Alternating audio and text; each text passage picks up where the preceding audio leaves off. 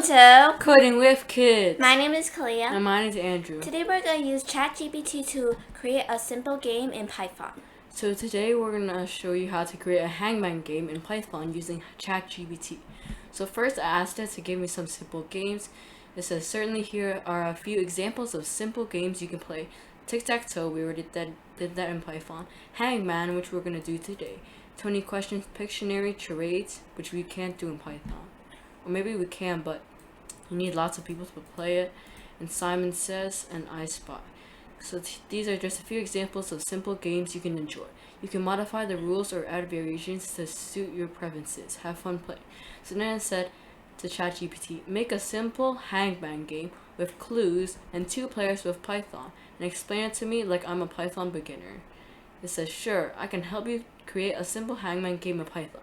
Here's a step-by-step explanation of how to do it. So step 1 is to set up the game. First, you need to import the random module to generate a random word for the game. Here, import. Then you can start by defining a list of words that will be used as a word bank for the game. So then there's a list which we can put in the words that we can guess. Here, for example, as an example, it's apple, banana, carrot, durian, eggplant, and fig. So you can change those words to whatever you want. Step 2 is select a random word. Next, you need to choose a random word from the word bank. You can use the random.choice function to do this. So here we have a variable storing the one of these words from the list as the word you are supposed to guess. Then step 3, we're going to initialize variables. You'll need some variables to keep track of the game's progress. Initialize variables like guesses, max guesses, clues, and guess letters. So there's guesses, which is 0. It will increase over time. And the maximum guesses. Here it's 6. You can also modify that. And then we have a variable called clue equals, and there's this times length of the word to tell you how many letters the word has. And then there's a list that will contain your guess letters. Step 4 is create a loop for gameplay. So first we're going to do a while loop. While guesses is less than maximum guesses, and clue is not word, we're going to display the current clue and guess letters. So we're going to print clue, and we're going to give the amount of letters in the word, and then we're going to print guess letters here, which is also a list, and then we're going to prompt the player for a guess. So we're going to create a variable with our answer equals input guess letter, and then we'll change that letter to lower. And then it's going to store our answer here, and then we're going to check if the guess is valid, if it's in the word. So if length of guess is not 1 or is not guess.is alpha. So is alpha checks if the input or whatever it's checking is only 1 letter. So if the length is not 1 letter, it's going to print invalid guess. Please enter a single letter. Then we're going to continue.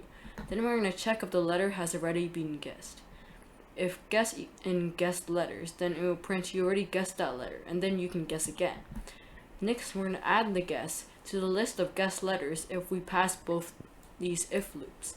We're going to do guess.letters, guess letters.append guess. We're going to add it to the list, and then we're going to check if the guess is in the word. So if guess is in the word, we're going to update our clue or our word that is unknown, and then we're going to print correct guess because it's in the word. If it's not in the word, we're going to add 1 to the guesses variable, and we're going to print incorrect guess. Then we're going to print. Then step 5, end the game.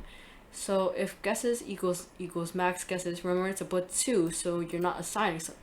So if you reach the max guesses, it'll print you lost, the word was, and then it'll show you the word. If you didn't, then it'll print congratulations, you guessed the word, and it'll also show the word, even if you guessed it. That's it. You now have a basic Hangman game. Feel free to add more features or customize it further as you become more comfortable with Python. Remember to indent the code properly to maintain the structure and functionality. Happy coding. So now we're in Visual Studio Codes, and we put all the code here, and we change the word bank to games, YouTube, coding, Andrew, Kalia, and Python. And we're going to change the max guesses to 10, so we have space for wrong letters. Okay, so now we're going to do you want to go first? Sure. Okay, I'm going to put an A because it's very... There is 6 letters. There's no A.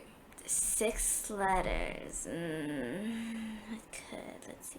There's no A, so let's try the Y. There is a Y. That's the second letter. Let me think of the. Oh. It's Python. Yeah.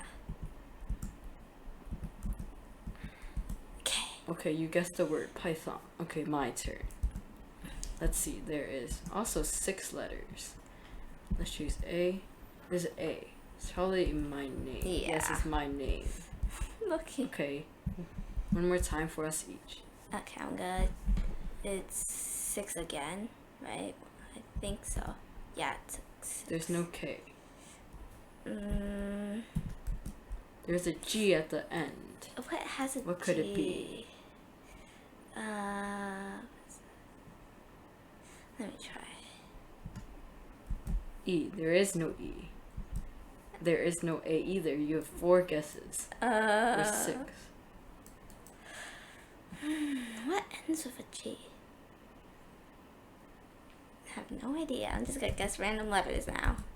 There's an O in the second letter. Is it O? Coding. It's coding. Oh. I'm running out of guesses.